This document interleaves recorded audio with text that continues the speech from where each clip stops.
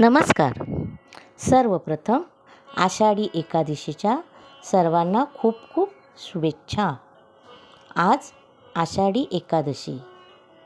तिन्ही लोक ज्यांच्या दर्शनासाठी आतुरतेने वाट पाहत असतात त्या सावळ्या परब्रह्म विठू माऊलींच्या चरणी लीन होण्याचा हा सुवर्णयोग.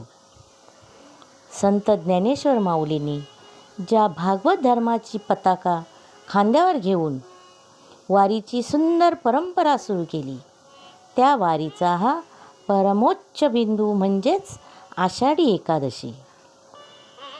ऊन, वारा, पाऊस याची तमा न बाळगता ज्ञानबा तुकाराम म्हणत विठ्ठलाच्या भेटीसाठी आसुसलेला वारकरी विठ्ठलाच्या नामात लीन होऊन चंद्रभागेच्या वाळवंटी पोचतो.